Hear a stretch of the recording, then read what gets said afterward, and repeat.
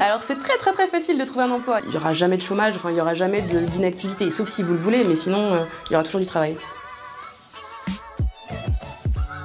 Comment devenir électricien? L'électricité te fascine, tu aimerais la dompter et en faire ton métier? Alors le métier d'électricien pourrait bien t'intéresser. C'est un métier qui ne connaît pas le chômage et qui s'exerce dans plein de secteurs. Chez les particuliers, dans des magasins, sur des chantiers, dans des usines, mais aussi dans le milieu du spectacle comme le cinéma ou les plateaux de télévision. Dans les studios de Génération Zébré, on reçoit aujourd'hui Chloé qui est électricienne depuis 3 ans et passionnée par son métier. Elle te partagera cette passion, te parlera de son métier, des études qu'elle a effectuées, du parcours pour devenir électricien et te donnera des informations et des conseils si jamais tu as envie de te lancer dans ces études. Allez, c'est parti, je te laisse maintenant avec Chloé qui va tout te dire sur son métier d'électricienne. Allez, ciao! Bonjour, moi c'est Chloé Chaumier, j'ai 31 ans et je suis électricienne. Un électricien ou une électricienne travaille dans le domaine de l'électricité.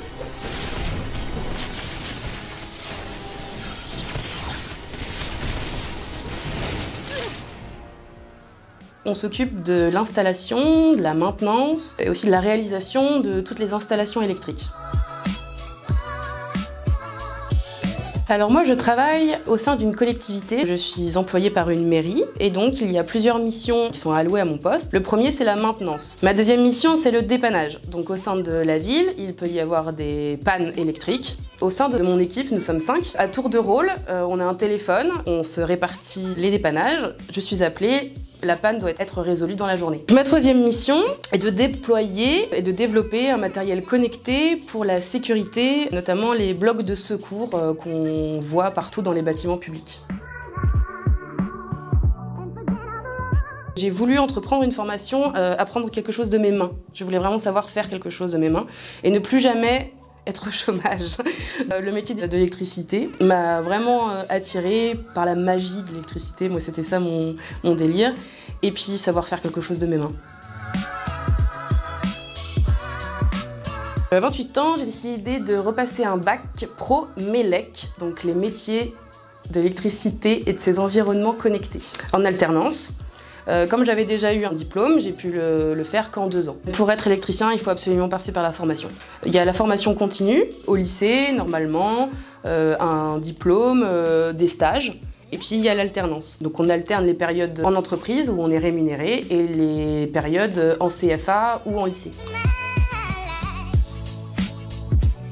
Moi, j'ai adoré l'alternance. Je conseille à tout le monde de pratiquer plutôt l'alternance. On a beaucoup plus d'expérience, on est confronté à des vraies questions, sachant que dans l'électricité, il y a de multiples problèmes différents. On ne pourra jamais voir tous nos problèmes en une seule expérience, alors à travers les études, c'est plus compliqué, je pense. Il vaut mieux se former sur le terrain, avec des professionnels qui nous entourent, qui nous encadrent. Si vous choisissez l'alternance, faites confiance à votre maître d'apprentissage, et si ça ne se passe pas bien avec lui, changez-en. Parce qu'il y en a d'autres et il faut absolument que ça se passe bien entre lui et vous. Pour devenir électricien, il y a plusieurs diplômes possibles. Le premier est le CAP, le deuxième c'est le BEP, troisième bac professionnel et le quatrième BTS. Le CAP consiste plutôt à devenir un exécutant. Le CAP exécute ce qu'on lui demande de faire. Le bac pro, on va lui demander une expertise, on va lui demander de répondre à un problème technique. Il peut aussi monter sa boîte, devenir artisan. Le BTS, lui, il sera plus dans des bureaux d'études et il va plus élaborer tout ce qui est installation électrique sur le papier ou sur l'ordinateur. Juste avant que Chloé te fasse part des qualités requises pour faire ce métier, j'en profite pour t'inviter à venir sur notre site internet générationzébré.fr et choisir la formation qui te correspond pour devenir électricien. Je te laisse le lien dans la description de la vidéo juste en bas. Et évidemment, si tu aimes la vidéo, n'hésite pas à nous encourager à continuer de faire des vidéos métiers en cliquant sur le petit pouce levé et abonne-toi pour ne pas rater d'autres vidéos métiers. Allez, je t'embête pas plus, je te laisse continuer de regarder la vidéo avec Chloé qui va te parler des qualités requises pour devenir électricien. Il faut être réfléchi, posé, il faut savoir prendre un peu de recul et se dire qu'on est responsable quand même. Une installation électrique, ça peut être dangereux. Il ne faut pas faire ça à la légère. Il faut être intéressé parce que c'est une matière qui peut être difficile à comprendre. Un bon électricien, c'est mon maître d'apprentissage qui est curieux, ouvert, patient. Ça, c'est un bon électricien. Et être un bon électricien, c'est aussi avoir envie de bien faire, être satisfait de son travail. Ça, c'est être un bon électricien.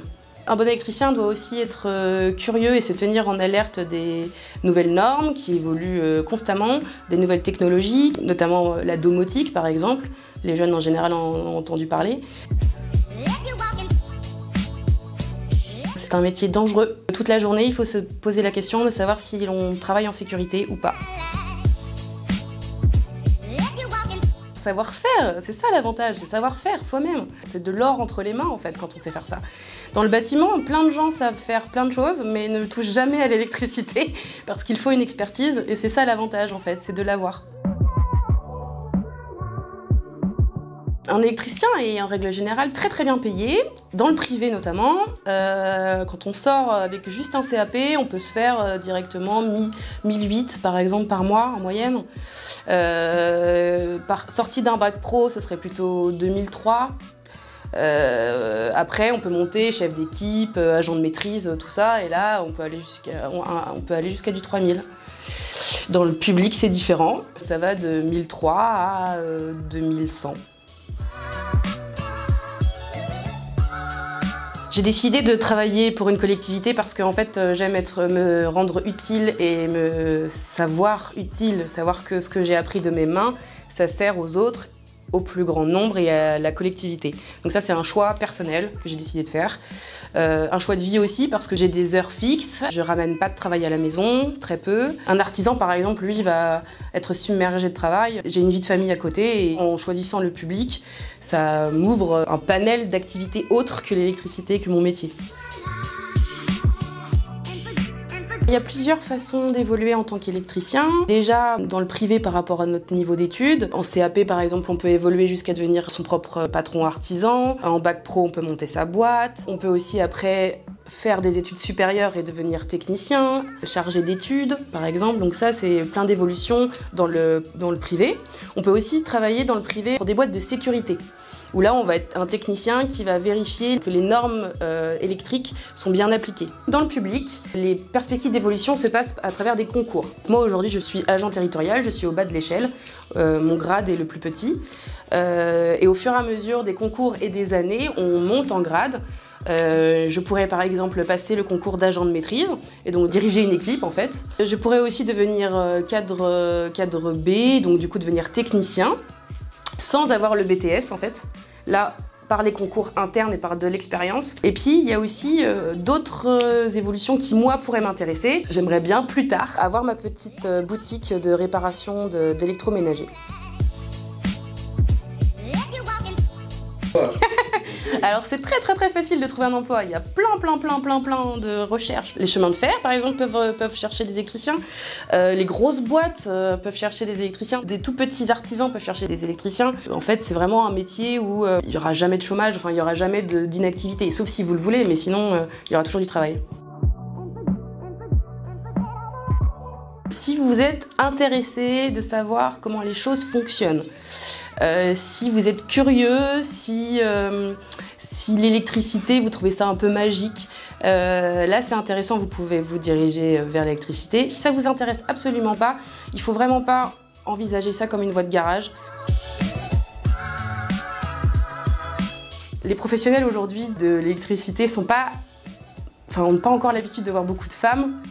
Et du coup, il y a des petites choses comme ça qui peuvent être marrantes. J'ai eu un cours une fois sur la sécurité du coup au travail, et donc du coup d'éviter de porter des bijoux parce que les matériaux sont conducteurs, l'or, le cuivre, l'argent.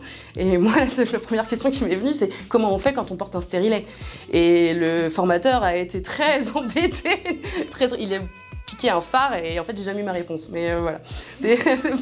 Après il faut éviter de prendre des bourres de toute façon quand on est un électricien, mais...